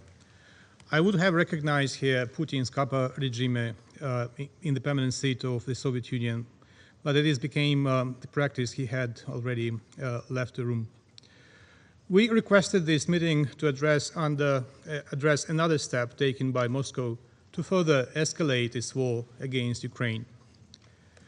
At the Security Council meeting on the 21st of October, Ukraine and a number of other delegations raised an issue of the engagement of the DPRK troops into the Russian armed aggression against my country. Since then, the situation has been evolving in a menacing direction. According to available information, the DPRK military personnel, consisting of up to 12,000 servicemen, is being trained at 5 training grounds in the Eastern Military District of the Russian Armed Forces. This contingent includes at least 500 officers of the DPRK Army, with at least 3 generals from the General Staff. Subsequently, it is planned to form at least 5 units or formations from DPRK military personnel consisting of 2,000 to 3,000 servicemen each. One such unit is equivalent to that of a motorized rifle regiment. The DPRK servicemen are supposed to wear Russian uniforms and use Russian small arms. They will also be provided with Russian identity documents. Notably, to conceal their presence, the DPRK servicemen are expected to be integrated into the Russian units manned by representatives of ethnic minorities from the Asian part of Russia. Among them, for instance, is the Special Buryat Battalion of the 11th Separate Air Assault Brigade of the Russian Airborne Forces. According to available information, between October 23 and 28, at least 7 aircraft carrying military personnel of up to 2,100 soldiers flew from the Eastern Military District to the Russia's border with Ukraine. The number of DPRK soldiers expected to be transferred from the Russia's Primorsky Krai by the end of October 2024 may reach 4,500. It is also expected that in November 2024, DPRK military personnel will begin directly participating in combat operations against Ukraine's defense forces. On October 26, 400 DPRK soldiers arrived in the western part of Russia's Kursk region. The area of their deployment was prepared by engineering units of the Moscow military district of the Russian armed forces. Moreover, the preparatory work for deployment of additional DPRK forces in the above area is now underway. The above-mentioned DPRK units will likely operate in the area of responsibility of the 11th Separate Air Assault Brigade. According to information at our disposal, an operational group of 40 DPRK servicemen has been conducting reconnaissance in the area of responsibility of this brigade since October 20th. Madam President, even mice and cockroaches, but not the Russian ambassador in this chamber, know that none of the countries that provide assistance to Ukraine is under the Security Council sanctions. Yet, in its turn, receiving assistance from the fully sanctioned North Korea is a brazen violation of the UN Charter. It goes without saying that sending the DPRK troops to support Russia's war of aggression against Ukraine is a flagrant violation of international law. Moreover, training by the Russian Federation of DPRK regular units constitutes a violation of Security Council resolutions 1718, 1874, and 2270. In turn, DPRK soldiers providing or receiving any training or other assistance related to use of arms, including ballistic missiles, is also a violation of the mentioned Council's resolutions. And yet, Russia continues its attacks on the DPRK sanction regime, and its final goal seems to be clear: to dismantle the entire system of global deterrence of the Pyongyang regime. We call on the Security Council and its 1718 Sanctions Committee to address the issue of non-compliance of the DPRK and the Russian Federation with the relevant UN Security Council resolutions. Madam President, active involvement of the DPRK troops in the Russian war of aggression against Ukraine represents very bad news for the world. It is the most dangerous development over the recent period of the war in terms of its global implications. Building the interoperability of the Russian and DPRK armies constitutes a threat to Europe, the North Korean peninsula, its neighbors, and beyond.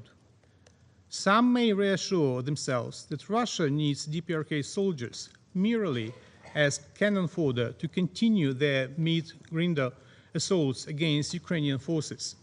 However, this is only part of the truth and not the main point.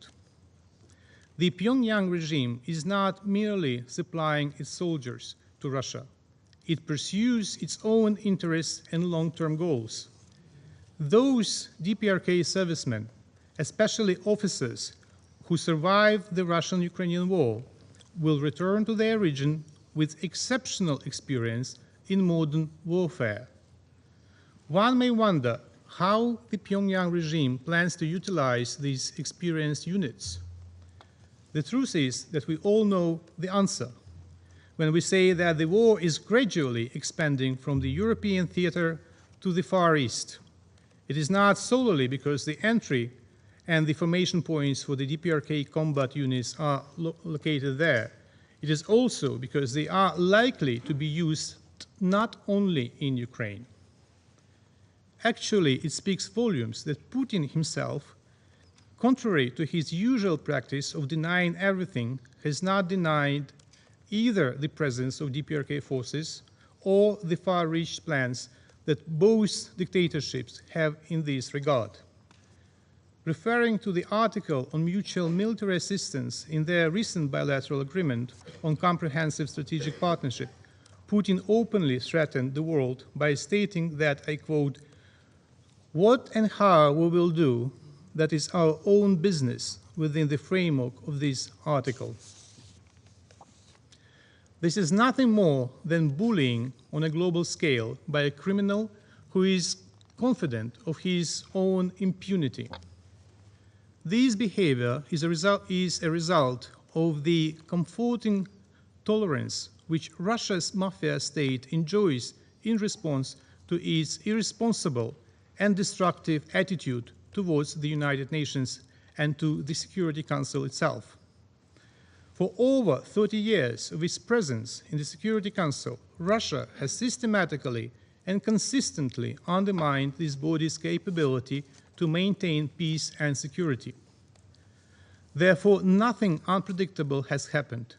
This is just another episode of the Rutflix series, which we have all been watching for many years, including in the chamber and on the UN webcast. Just recently, we condemned Russia for dismantling the monitoring mechanism of the DPRK sanctions regime. Now, the sanctions regime itself is under threat. The leniency of the Security Council towards Russia has been stretched so much that it is broken.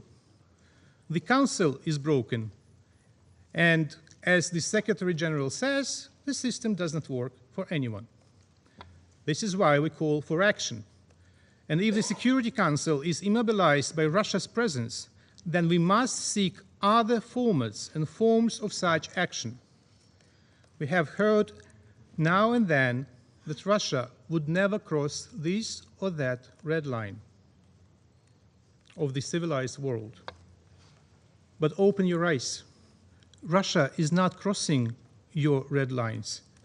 Russia is walking down a red carpet, a carpet woven from weak responses, unfounded hopes, and complacency. In truth, it is not even a red carpet, but a river of blood, one that began flowing the moment Russia was given the Soviet seat in the chamber in 1991. Do I need to remind anyone whose blood flows in this river? That is why I'm sorry to have heard so much skepticism that Russia would go so far as to openly establish a military alliance with the most notorious rogue state. But why this disbelief? Didn't Ukraine warn of the aggressive nature of the entity called the Russian Federation? Haven't Russia's neighbors, like the Baltic states, warned the same? What else needs to happen for the world to finally accept the truth that Russia will not cease further damaging the cornerstones of global security until they are dismantled or until Russia is stopped? And this is not an alarmist doomsday prediction from a pundit on a political talk show. It is simply a description of what is happening before your eyes, the same Rootflix series we are all watching. Tomorrow there will be a new cheap episode here in the Security Council. Once again, you will have to come and listen to Russia's absurdities about the so-called threats related to supplying weapons to Ukraine.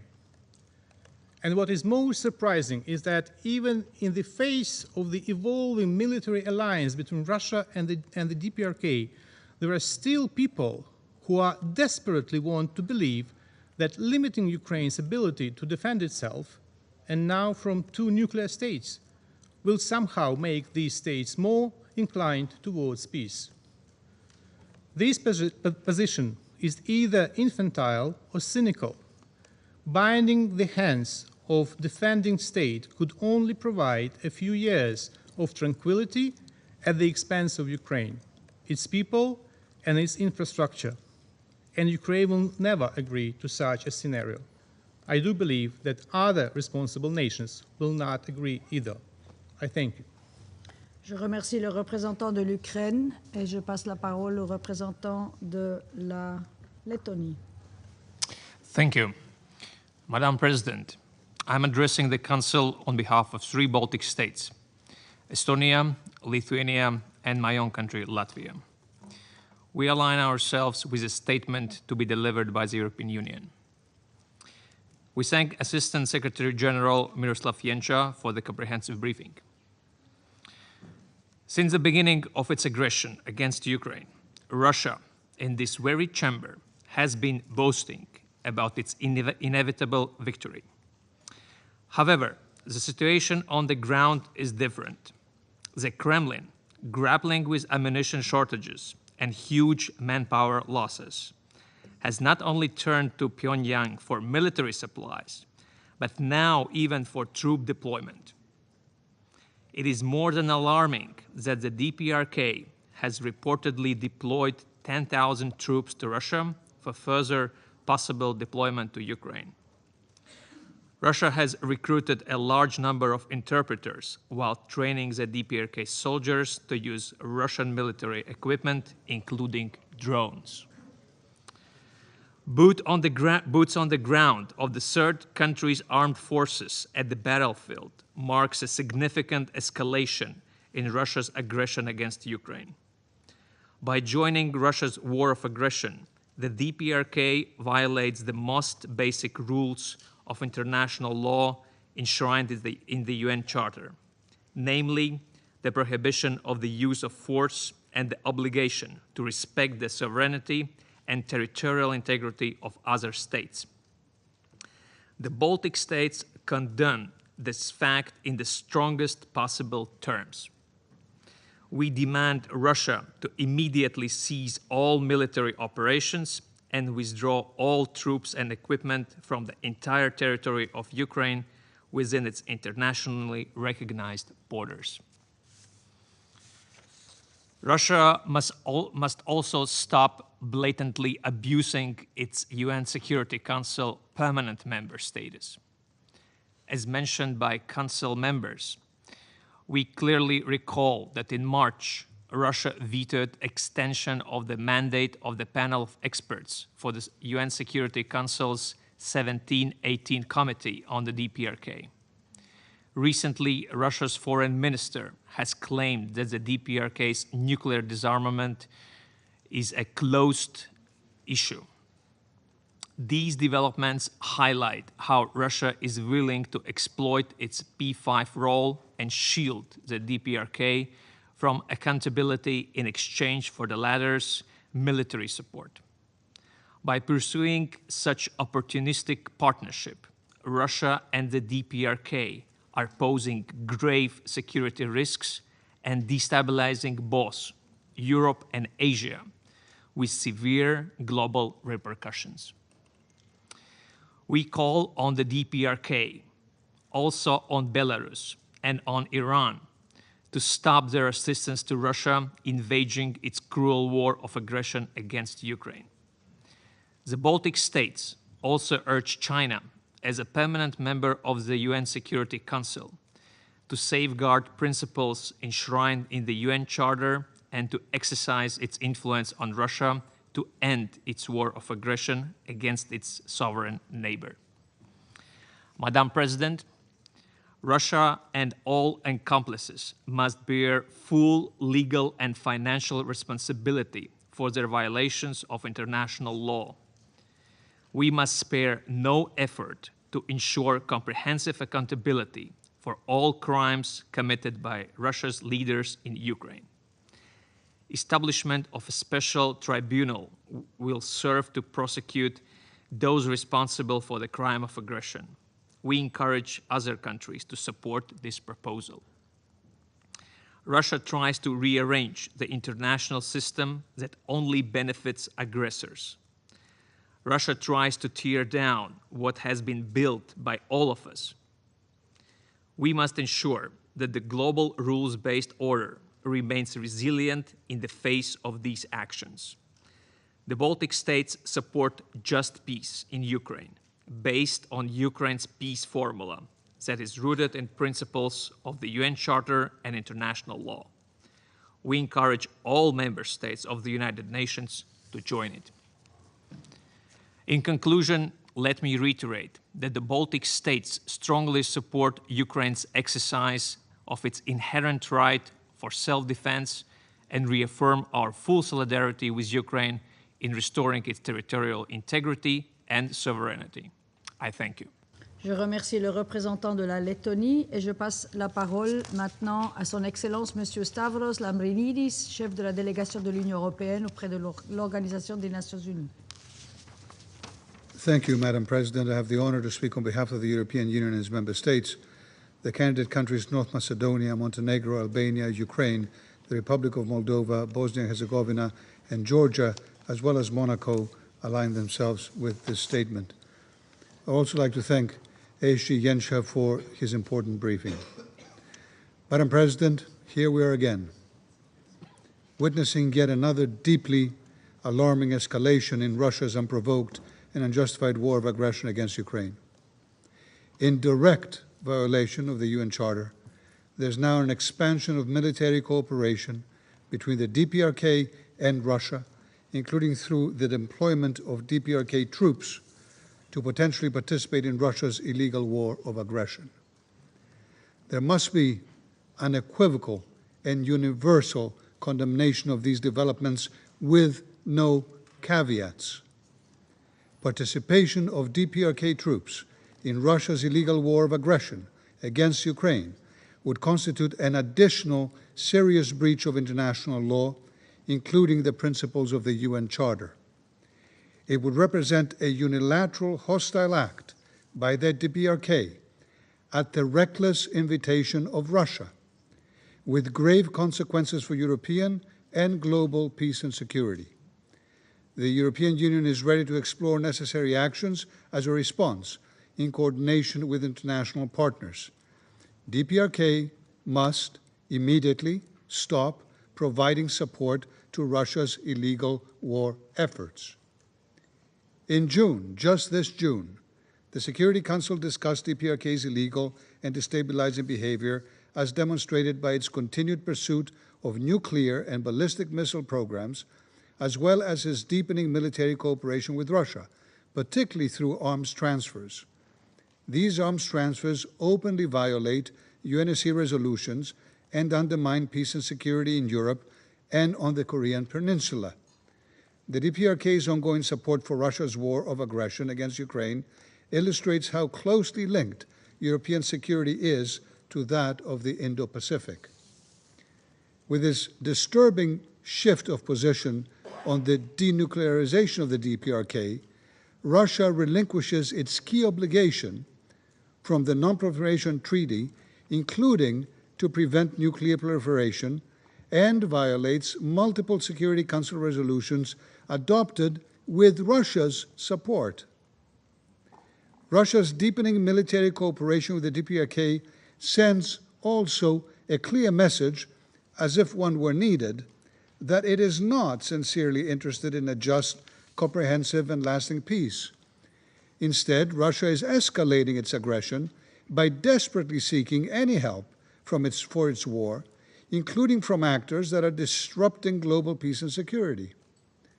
The EU strongly condemns third countries' continued support for Russia's war of aggression and urges them to cease all assistance. This includes not only direct military support, but also the provision of dual-use goods and sensitive items that sustain Russia's military-industrial base. President, tomorrow, Russia has once again convened this Council in an attempt to divert attention and resources from its aggression against Ukraine and the dramatic consequences for Ukraine and the world. It is an abuse of the UN system. Ukraine enjoys an inherent right to self-defense and to regain full control of all of its territory within its internationally recognized borders. Supporting Ukraine and its people to defend themselves from Russia's aggression is therefore legitimate and fully in line with international law and the UN Charter. We will continue to support Ukraine and to defend the UN Charter in response to Russia's aggression, and we will do so for as long as it takes. Madam President, the European Union strongly supports a comprehensive, just, and lasting peace in Ukraine, based on the UN Charter. Under the Charter, Russia, the aggressor, must withdraw all its troops from the entire territory of Ukraine. It must stop attempting to annex illegally occupied territories, stop targeting civilians and destroying civilian infrastructure, and most certainly stop recruiting foreign troops to help it expand its war. Colleagues, any serious proposals for peace must be based on the UN Charter and international law as clearly laid out by UN General Assembly in its resolutions. All countries desiring a just, comprehensive, and lasting peace should keep conveying this UN message loudly and clearly to Russia's leadership. Thank you. Je remercie Son Excellence M. Lambrinidis de sa déclaration et je passe la parole au représentant de la République populaire démocratique de Corée.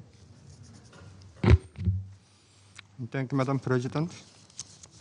Under the coercive demand of the United States in the following forces, UN Security Council convened again unlawful meeting, which squarely ran counter to the fundamental spirit of the UN Charter to promote development, friendly relations, and cooperation among nations. I strongly denounce the United States and its followers for holding this meeting to distort the sense of the situation out of their hostile policies and sordid political motives against DPRK and Russian Federation.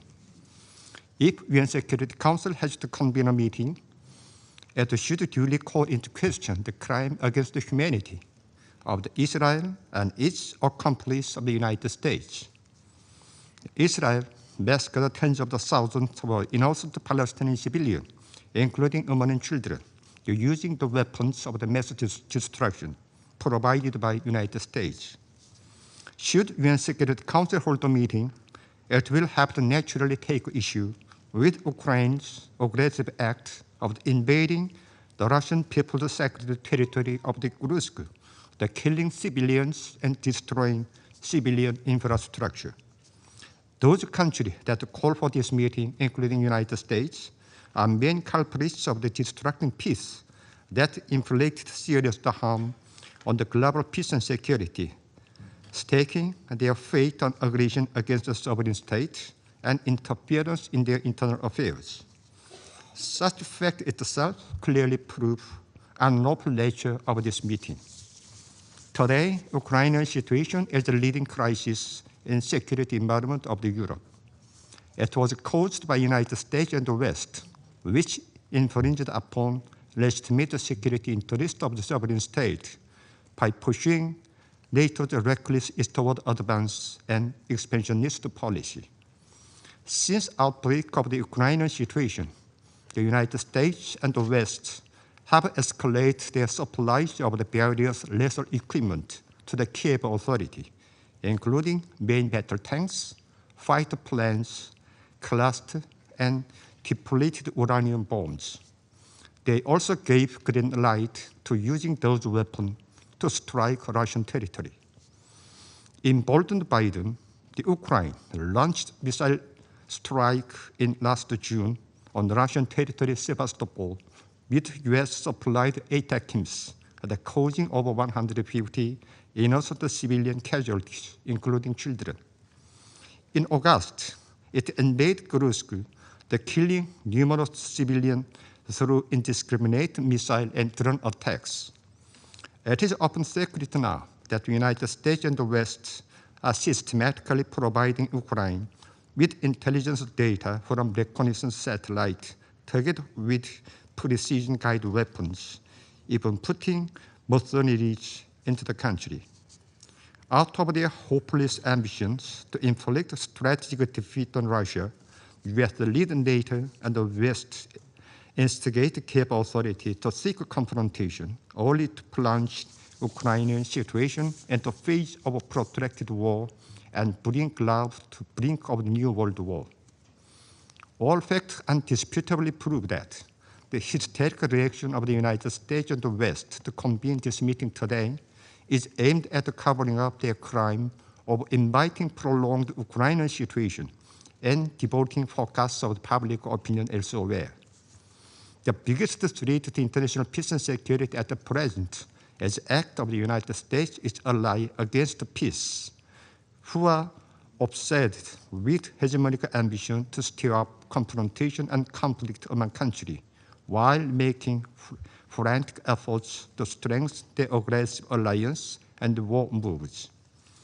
From several decades ago, the United States has kept in constant stand by hundreds of thousands of aggressive forces and the latest military hardware on and around the Korean Peninsula, the world's the most dangerous hotspot, under the pretext of the strengthening alliance, and it staged dozens of the war exercises of various kinds and types against the DPRK annually, posing serious threats to peace and security in the region.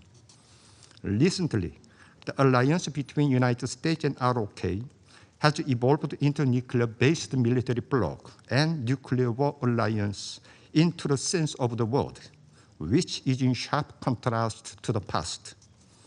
Thus, nuclear threat against DPRK today has become all more actualized and maximized. Such being the case, the United States brought together its following forces to convene Security Council meeting targeting independent sovereign state. It cannot but a mockery of an insult to the UN Charter. The DPRK and Russian Federation are entitled to develop overall bilateral relations in all fields, including politics, economy, military, and cultures, in full conformity with recognized norms of international law under the Treaty on the Comprehensive Strategic Partnership concluded between two countries. If Russia's sovereignty and security interests are exposed to and threatened by continued dangerous attempts of the United States and the West, and if it is judged that we should respond to them with something, we will make a necessary decision. Pyongyang and Moscow maintain close contact with each other on mutual security and development of the situation. The international community should never tolerate the high-handedness and arbitrariness of the United States its followers in the attempt to impose hegemonic and unipolar system domination, but will have to wage courageous struggle to safeguard genuine international justice and global peace and stability. I thank you. Je remercie le représentant de la République populaire démocratique de Corée. Le représentant des États-Unis a demandé la parole pour faire une autre déclaration. Je la lui donne. Thank you, Madam President. I need to take the floor to respond to the comments made by the representative of the Kim regime. I would remind everyone, this is a regime that has violated multiple UN Security Council resolutions and with regard to its nuclear and ballistic missile programs. That's the important point here.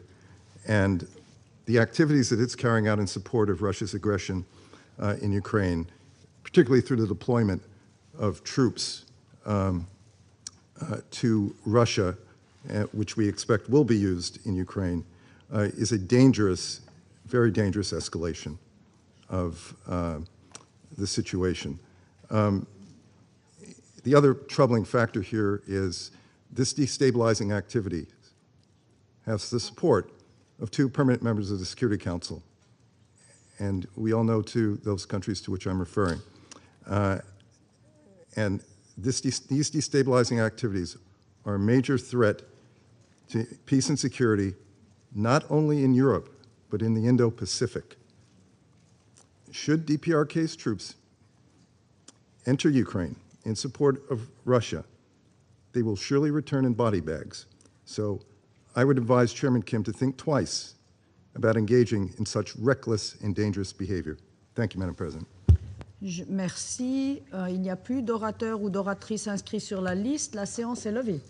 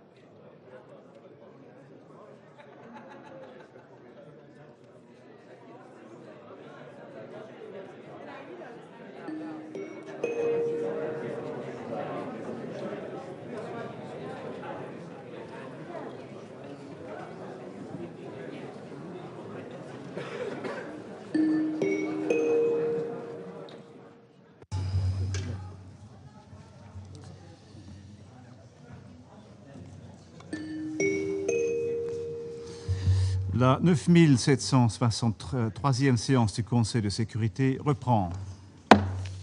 Je rappelle aux orateurs et aux oratrices qu'ils sont priés de limiter la durée de leur intervention à 3 minutes maximum afin que le Conseil puisse mener ses travaux dans les meilleurs délais. Le voyant rouge de leur micro se mettra à clignoter au bout de 3 minutes pour les inviter à conclure. Je donne maintenant la parole aux représentants de l'Inde.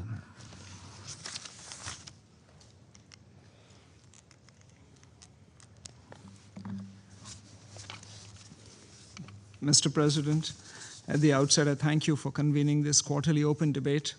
I also thank the briefers for their remarks. The world has been witnessing human suffering and destruction of a large scale in the ongoing conflict for a period of more than 12 months. Tens of thousands have lost their lives and many more have been injured. Civilian infrastructure, including schools and hospitals, have been damaged. It is estimated that reconstruction efforts in Gaza would take years to gather. Mr. President, the people of Palestine are in dire need of humanitarian assistance. We have been calling for safe, timely, and unimpeded humanitarian supply to the affected population. As we have repeatedly demonstrated in the past, India stands ready to do more for the Palestinian people.